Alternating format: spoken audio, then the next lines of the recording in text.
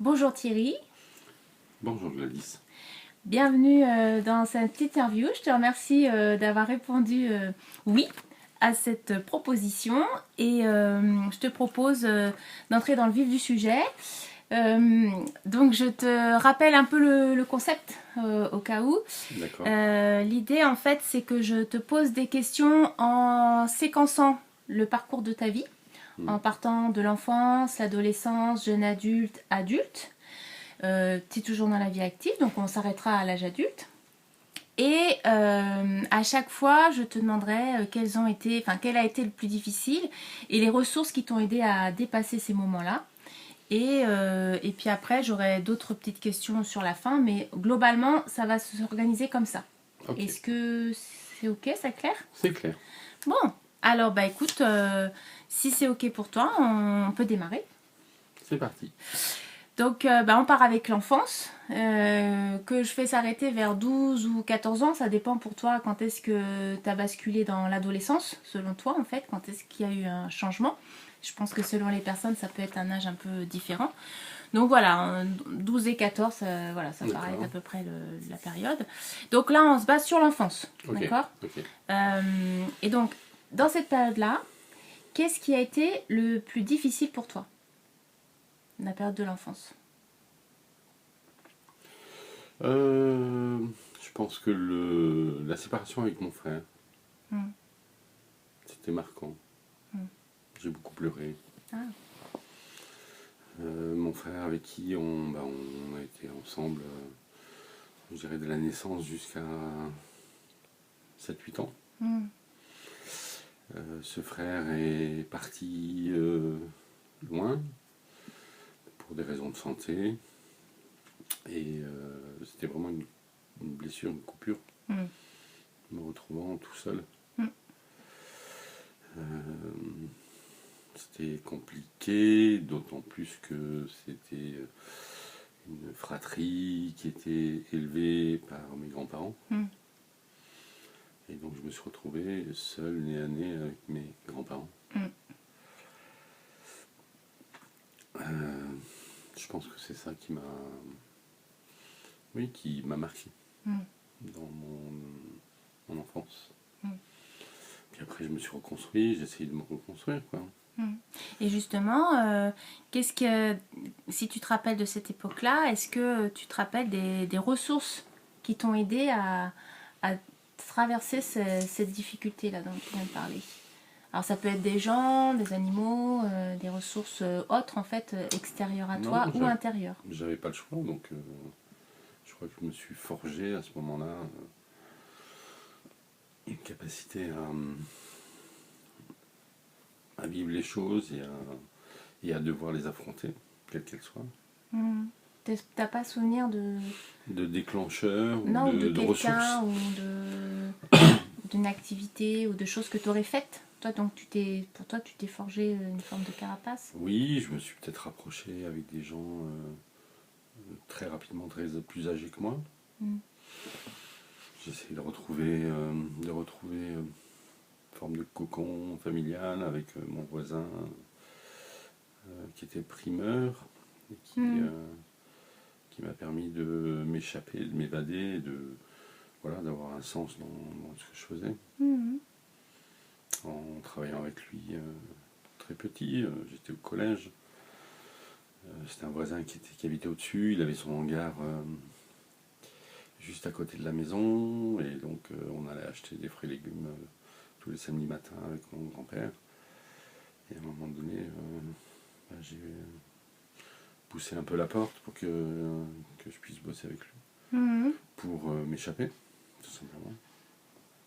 Et ça a duré jusque la sixième jusqu'à la seconde, où tous les samedis, toutes les vacances scolaires, j'étais avec eux. Mm. À tel point ils avaient qu'une fille, ils n'avaient pas beaucoup de temps, et ils étaient prêts à m'adopter. Et puis après, arrivé en seconde, il y a eu d'autres envies, Mm. et donc je me suis échappé. Et si tu repenses à l'époque de l'enfance, Mhm. est-ce que tu as eu une émotion qui domine? En parlant de cet épisode avec mon frère, une tristesse. Mm. Une tristesse parce que ben, il y avait un manque. Mais est-ce que c'est l'émotion qui domine toute cette période de l'enfance ou c'est vraiment avec cette rupture-là de... Non, non, la tristesse, elle était au moment où je pense à cet épisode-là. Puis après, ben, la vie a repris le dessus et les joies, les peines de la construction de l'enfance où effectivement je m'éclatais davantage à charger le camion de fruits et légumes que d'aller à l'école. Alors du coup, ça fait une bonne transition, parce que là, l'époque dont tu parles, c'est la transition entre l'enfance et l'adolescence, avec ce primeur. Si on reprend l'adolescence, je la fais aller jusqu'à 21 ans, en gros. Sachant que les scientifiques disent que c'est jusqu'à 32 ans maintenant. Hein. On a de la marge. Mais on va dire, après je fais le jeune adulte, c'est pour ça. Donc l'adolescence que je fais aller donc, à partir de 12 ou 14 ans, comme tu veux, jusqu'à 21 ans.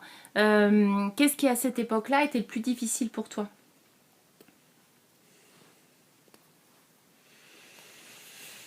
Difficile comme question. Qu'est-ce qui était difficile à cette époque-là, de 12 à 21 ans? Il ne s'est pas tellement passé de choses pendant cette période-là. Waouh, qu'est-ce qui était difficile? Le sentiment de ne pas être tout le temps à ma place. J'avais enfin, je l'ai analysé après. J'étais beaucoup plus proche de gens beaucoup plus âgés que moi que de personnes de mon âge. Toujours à la recherche. Parce que j'ai passé beaucoup de temps avec ce primeur qui était bien entendu qui avait l'âge qui aurait pu être mon père et Chouka, ma mère. Chouka, c'était le nom de sa femme? Ouais, c'était son surnom. Une portugaise, lui espagnol, donc ça, Étonnant. ça a été détonnant. Oui, une recherche, enfin, être bien avec des gens plus âgés. Des gens de mon âge, ça accrochait pas. Une sorte de décalage, quoi. Ça accrochait pas. Et puis voilà, les faits de la vie qui ont fait que, à peine, ouais, sur mes 18 ans, ma première opportunité, ça a été de retrouver mon frère. Donc de partir de la région où j'étais. Après mon examen, avec un sac à dos. Mais ça a été difficile? Non, c'est plutôt ce que tu as mis en place, c'est plutôt les ressources justement, non, Ouais. dans l'adolescence. Oui, mais la difficulté, c'est de ne pas trouver sa place. Et puis le ressenti de se dire, voilà, si je reste là, je vais rien faire de ma vie. Okay. Parce qu'il n'y avait pas de lien, il n'y avait pas de perspective. Okay. Me retrouver au même endroit 10 ans, 20 ans, 30 ans après, ça ne m'intéressait pas. Je ne voyais pas l'issue. Okay. Mais peut-être parce que je m'étais forgé que mon issue c'était de poursuivre mes études. Et que l'opportunité pouvait être de les reprendre en arrivant dans la région où était mon frère. Et du coup, quelles ont été tes ressources sur cette période-là, toute la période de l'adolescence jusqu'à 21 ans? Sur quoi tu t'es appuyé pour te sentir mieux? Qu'est-ce que tu as fait? Toujours... comment dire? Il y a eu des rencontres symboliques, des rencontres qui ont permis de me maintenir et de croire en moi, de me dire que j'avais les ressources en moi qui me permettraient de grandir et de naviguer dans différentes situations. Oui, je pense que c'est moi et moi-même. Je me disais souvent, j'ai une bonne base, j'ai une bonne éducation, mes grands-parents et surtout ma grand-mère, même avec une rigueur, c'est pas une rigueur, c'est un côté très, je dirais pas violent, mais faut être rigoureux, me donner des bonnes bases pour pas vriller. Et je n'ai jamais vrillé. Je me disais souvent, heureusement que mes grands-parents m'ont éduqué de cette manière-là, qui m'a permis de... T'avais peur de vriller? Oui, j'aurais pu vriller, mais n'importe quelle occasion, j'aurais pu vriller. Okay. Je suis arrivé, j'ai retrouvé mon frère, mais bon, il était déjà parti. Bon, bah, c'était une deuxième perte.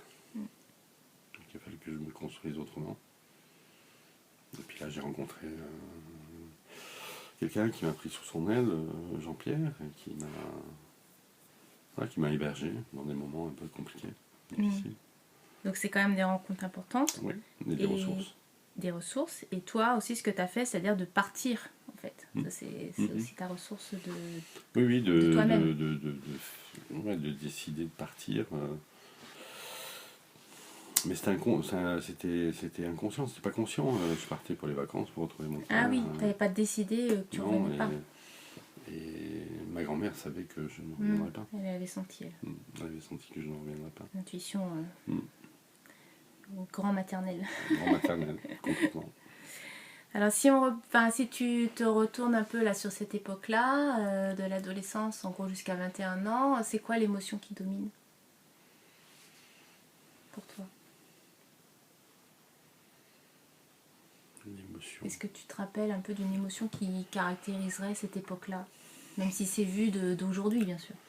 21 ans, j'essaie de calculer, de revoir, qu'est-ce que je faisais à 21 ans. Alors 21 ans, c'est la limite. Hein. Ah, c'est la limite. C'est avant. Ah, oui, oui. Le sentiment qui domine. Oui. Le sentiment qui domine, c'est que même si je me soutiens, je peux être soutenu, je ne peux m'en sortir qu'avec moi-même. Alors, il n'y a que moi-même qui peut... Tu ne peux pas être soutenu alors du coup? Non. Tu ne peux être soutenu que par toi-même? Même si j'ai des soutiens, des rencontres. Ah, d'accord. Et ces rencontres-là qui me permettent d'avancer, il n'y a que moi qui peut... puisque j'étais seul avec moi-même depuis longtemps, il n'y a que moi qui peut arriver à trouver les forces pour faire des choses bien. Ok. Mais c'est lié à des rencontres. Ok. Qui t'ont aidé à... Qui m'ont aidé. Percevoir ça. Alors si on prend maintenant la vie de jeune adulte, de 21, bon j'ai mis jusqu'à 30 ans, mais 27, 28, voilà, c'est souvent là où il y a un shift, on va dire, des fois il y a une bascule, donc je l'ai poussé jusqu'à 30 ans, mais ça peut être un peu avant, donc vraiment l'entrée dans la vie active, tu vois, quand toi tu as repris tes études et tout, mais malgré tout, c'est le moment où tu rentres dans la vie active et tout, où tu commences, tu vois, tu as ta majorité, et tout, donc ça change des choses quand même. Alors, qu'est-ce qui a été le plus difficile pour toi à cette époque-là, dans cette entrée dans la vie d'adulte?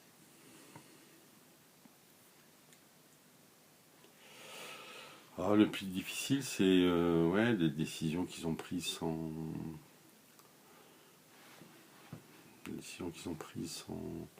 sans soutien, ou sans regard extérieur, et tu te plantes. Mais il n'y avait pas trop de difficultés. J'ai trouvé du boulot assez rapidement, même si mon objectif c'était de reprendre des études, mais je me suis dit de toute façon, ce qui me tenait quand même, c'était il va falloir que je reprendrai à un moment donné, je reprendrai des études. Je ne pouvais pas me contenter de ce que j'étais à ce moment-là. Donc, quelle que soit la voie, oui, ce qui me menait par le bout du nez, c'était j'arriverai à un moment donné à faire ce que j'ai décidé de faire. Donc ça, en quelque sorte, c'est une sorte de ressource. C'est une ressource. C'est-à-dire que tu avais cet objectif. Et ce que tu as fait, c'est d'avoir cet objectif, de te donner les moyens de reprendre tes études. C'est ça? Ok. Et donc, si tu penses à une émotion qui dominerait cette époque-là, de l'entrée dans la vie d'adulte, est-ce que tu as une émotion qui est ressortie? Ouais. Non, il y a des moments on, des moments off, des choses...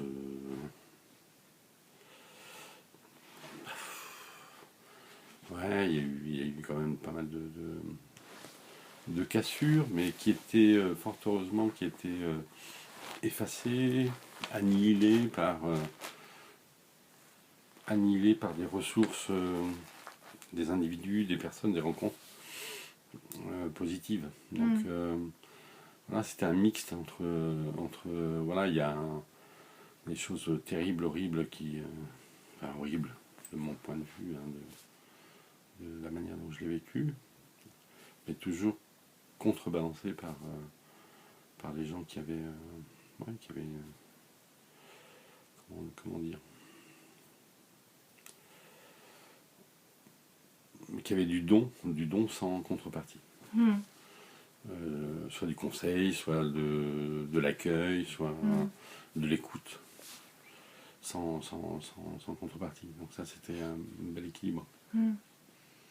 Parce que voilà, j'aurais pu aussi vriller à ce moment-là. Bah oui, ça peut être un peu compliqué. Ok. Alors je te propose de passer à la vie d'adulte. Mon Dieu. À partir de la trentaine. Allez, 28, 30. Et jusqu'à aujourd'hui, parce que elle est longue cette période d'adulte. Et donc, jusqu'à aujourd'hui, qu'est-ce qui a été le plus difficile pour toi dans cette vie d'adulte à partir donc de la trentaine ou un petit peu avant jusqu'à maintenant? Des fois, le manque de reconnaissance. Le reste, je me suis éclaté, je m'éclate encore un peu. Je sais pas, je suis tout jeune. Hein. Mais ouais, ce qui est marquant, c'est le manque de reconnaissance. Le manque de reconnaissance de ce que tu fais. Enfin, tout du moins, la reconnaissance, elle n'est pas suffisamment présente. Et ça, c'est terrible. Et t'attendais une reconnaissance de personnes en particulier? De la société ou oui et non. Non, oui et non. Alors c'est contrebalancé par la reconnaissance à tout moment d'individus que l'on croise, dans le cas du boulot. Des petits signes comme ça. Mais c'est pas suffisamment équilibrant par rapport à une impression, une sensation de non-reconnaissance, soit de ses pairs, soit d'un environnement.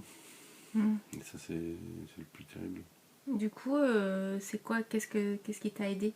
Ton soutien, tes ressources extérieures, ou ce que tu as fait toi pour surmonter ça, ce manque-là? Une forme de construction d'adulte avec des enfants. Ouais, donc une vie, tu veux dire une vie à côté? Une vie entre guillemets normale. Des enfants qui sont arrivés. Un parcours amoureux chaotique, mais avec quand même l'ancrage de belles personnes qui sont devenues de petits bouts qui ont grandi et qui sont devenues de belles personnes. Parce que tu es tout jeune, comme tu disais. Bah oui, je suis jeune. Donc, ils sont grandis. Je suis même pas encore grand-père. Non, heureusement. Bah, tu vois, non, je suis tout jeune. Heureusement, j'en sais rien, mais bon, par rapport à leur âge, peut-être quand même qu'ils ont encore un peu de temps. Il n'y a pas de ressenti.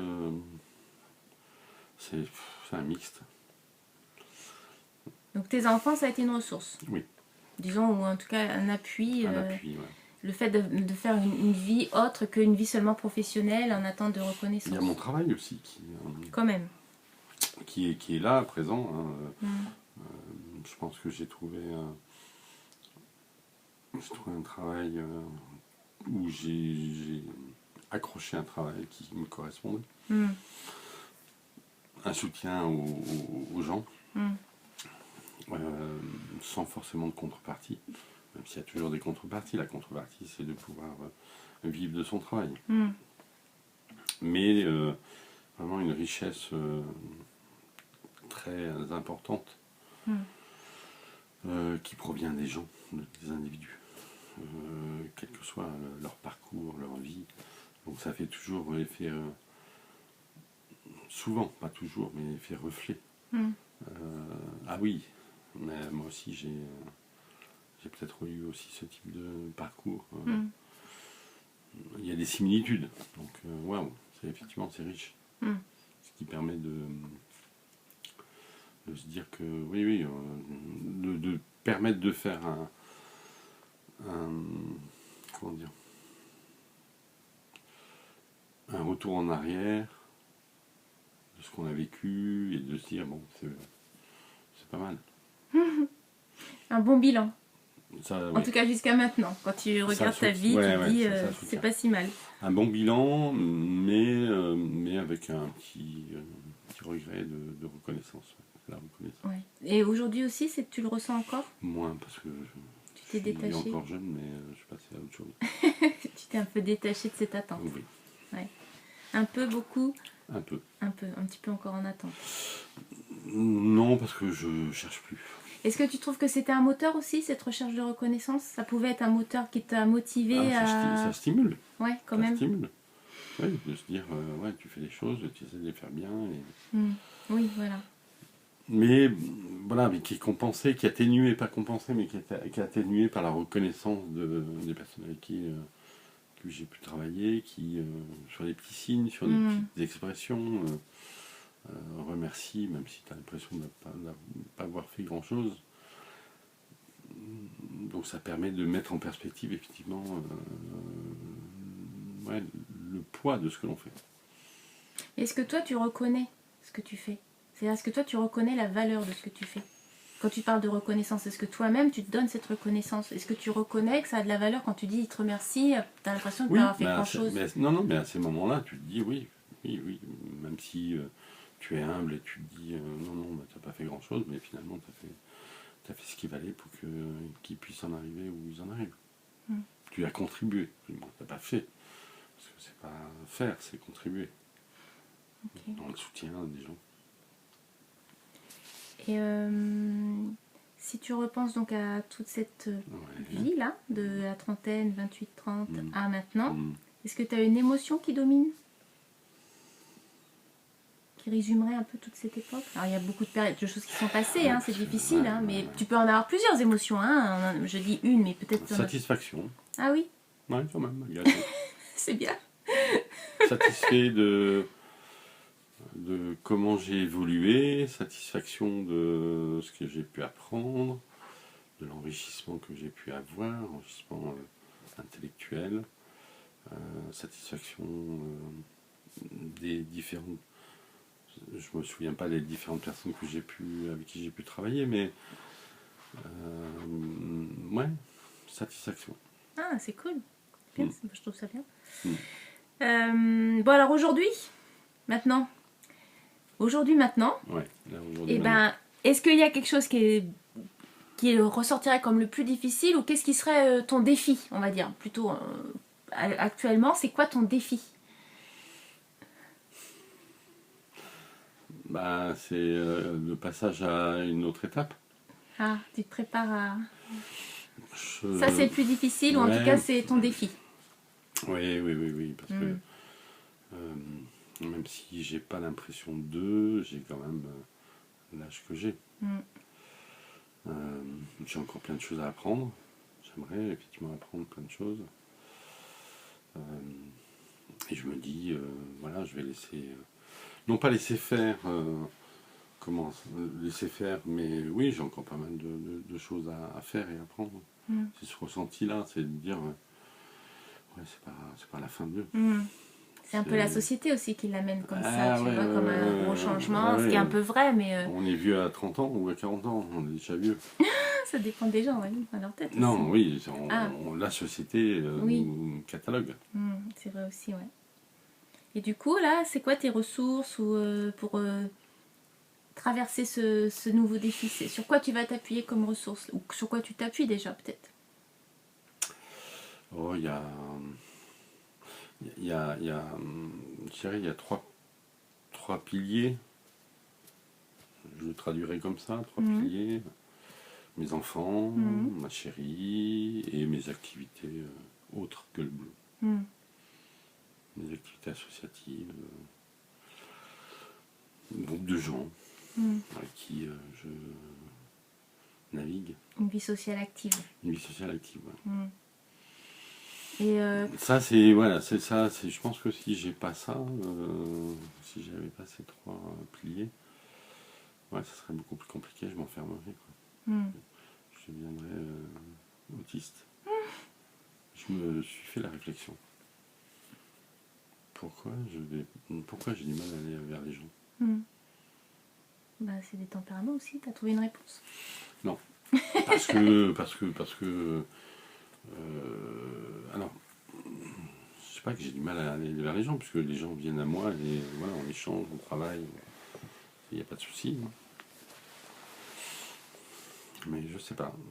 Là, j'ai vécu là 3-4 jours dernièrement, on était en groupe. C'est marrant, j'avais l'impression de vouloir, même si j'étais présent, hein, mais vouloir être à côté. Et ça, c'est quelque chose qui est forgé. J'aime pas être dans la file. C'est-à-dire, tu veux pas être dans le groupe? Tu voudrais être dans le groupe et en même temps sans y être? Ouais, parce que je trouve pas ma place, peut-être. Hmm. J'ai du mal à trouver ma place. Encore. Ouais. Hmm. Ok. Donc là. Et mais plein de choses à faire. donc tu as ces ressources-là, et donc ce que tu vas faire, ce qui est sur les activités ou les actions sur lesquelles tu t'appuies, bah, c'est ta vie associative. Oui, puis C'est t'investir pour tes enfants un peu. ma relation avec ma chérie qui m'a fait progresser, ou changer, pas progresser, mais changer, qui me permet de voir d'autres choses différemment, d'autres choses, et les choses différentes. Et mes enfants, ben, ça continue à être un moteur. Oui, et puis eux aussi, ils font voir les choses différemment, parce oui, que oui. ils ont une autre façon de voir le monde, et puis voilà. Super, donc actuellement, si tu devais nommer une émotion qui domine en ce moment, actuellement, c'est quoi? Ouais, Par rapport à ce défi ou en général? non, mais de la joie. La joie? Non, c'est cool ça, hein? C'est bien. Oui, oui, ça, c'est une sensation de... Il y a pas mal de choses qui glissent. Je dirais pas que je suis sur un nuage, mais non, la joie. La joie d'être là, présent, à cet instant T, et de pouvoir profiter. Super. Parfait. Sans oublier toutes les difficultés que tout le monde peut avoir, mais d'être là.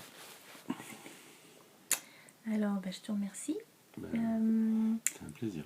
Est-ce que par rapport à tout ce qu'on vient de brasser là, ou toi en tout cas surtout, est-ce que tu as une émotion qui ressort? Quelque chose que tu n'as pas forcément nommé, mais de fait d'avoir parlé de tout ce que tu viens de nous dire là, est-ce que ça fait ressortir une émotion ou pas? Non, je vais paraître froid. Mais non, c'est... Non, tout ce que je viens d'évoquer, je l'ai vécu. Mais la sensation, c'est d'être suspendu, enfin d'être en suspension de ce que j'ai évoqué, parce que c'est ma vie, mais je sais pas si... Comment dire? C'est passé. C'est du passé. C'est du passé, et bien sûr que c'est fortement lié à qui je suis là aujourd'hui. Mais c'est du passé. Ok. Non, pas de joie, pas de sentiment, pas d'émotion particulière. Ok. Pas de tristesse, pas de... Voilà, je suis bien là. Ok. Super. Alors, parmi tout ce que tu as fait, si tu devais, par rapport à tout ce que tu viens de nous dire, si tu devais refaire ressortir 3 thérapies, si jamais tu as suivi des thérapies, 3 démarches ou des choses en fait, ou des personnes, si tu devais citer 3 éléments qui t'ont vraiment soutenu et que tu as envie de faire ressortir maintenant, ce serait quoi? Oh, je l'ai à l'esprit, quand tu me poses la question, je pense à Jean-Pierre et à cette évocation de l'autosuggestion. Ah oui. Je pense que même si j'ai pas conscientisé la pratique, je pense que je l'ai pratiqué beaucoup. Parce que Jean-Pierre, il faisait c'est quoi exactement Il l'autosuggestion? était très branché autosuggestion, c'est s'auto-suggérer que... Voilà, d'essayer ouais, comment dire, de travailler cette hypnose interne, quoi. Ok, donc ça, tu as pratiqué sans pratiquer, tu veux dire? Tu l'as pas fait de façon assidue, mais mais... inconsciemment, je pense que j'ai dû la pratiquer. Ok, donc ça t'a aidé. M'auto-suggérer que c'est finalement pas si mal que ça. Hmm. Et que la vie est belle et c'est tant mieux. Hmm. Voilà, Jean-Pierre, bien sûr qu'il y a des personnes qui sont références. Luc. Hmm. Luc, c'est à la fois l'image du père, c'est le mentor, Hmm. qui m'a tout appris et qui est très important. Flo, qui est ma mère adoptive, qu'on s'est adopté, Hmm. qui pareil est une référence. Hmm. Donc c'était 3. Ouais, c'est mes 3. Ok. Après, il y a... Moi, je te connais un peu quand même. Il y a mes enfants, il y a toi, il y a bien sûr. Oui, mais je voulais dire, il y avait le théâtre aussi, tu m'avais dit, qui t'avait beaucoup aidé. Oui, oui, en thérapie. Pas forcément Oui. encore en thérapie, mais je veux dire, c'est une démarche, enfin, c'est quelque Ah oui, chose non, quand même, mais c'est une ressource le pour toi, théâtre, le le théâtre. théâtre, oui, le théâtre c'est très important. Ça m'a permis d'être ce que je suis là. Ça m'a permis de m'aider dans mon boulot et inversement, mon boulot m'a beaucoup aidé Pour le théâtre. dans le théâtre. Pour aller vers les autres aussi, peut-être. Pour aller vers les autres, c'est encore difficile, hein, mais oui, quelqu'un de tellement introverti qui permet, le théâtre permet de s'exprimer, Hmm. d'être un peu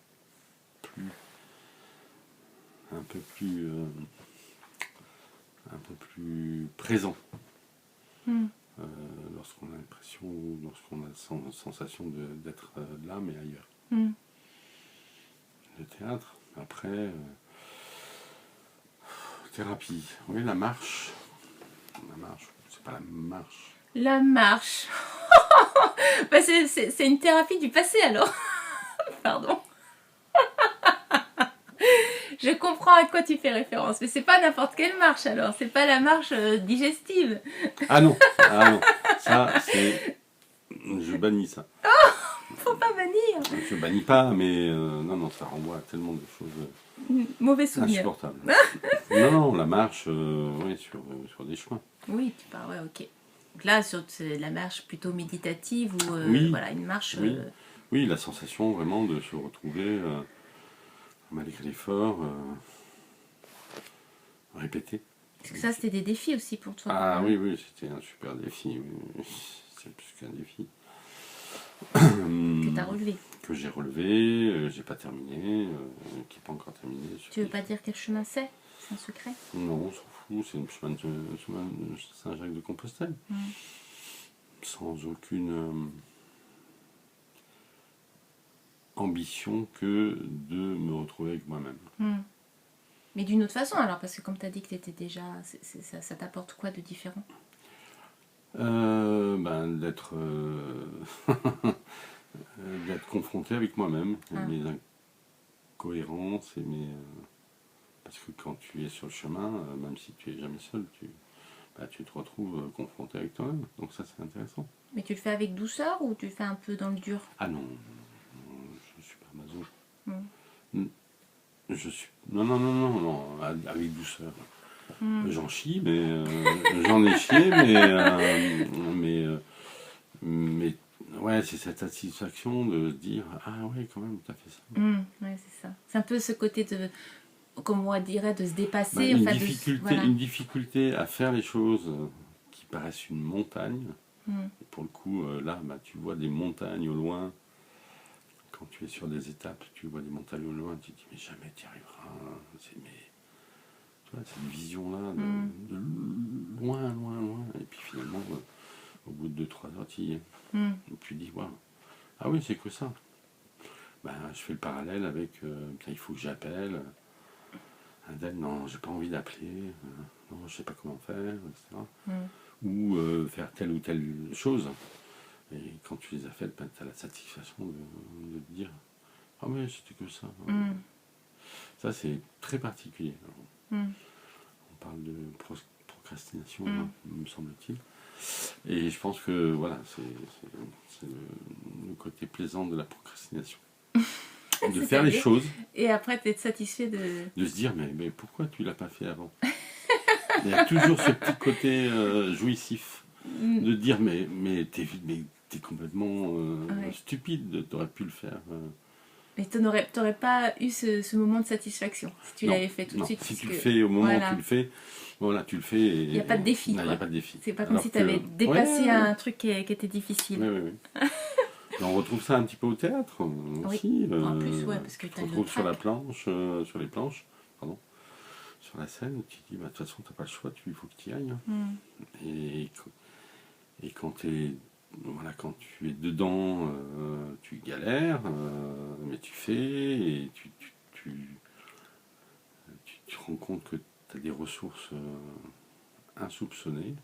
Puis quand c'est terminé, tu te dis waouh, ah quand même, Hmm. on l'a fait, on a réussi. Et ça, c'est jouissif.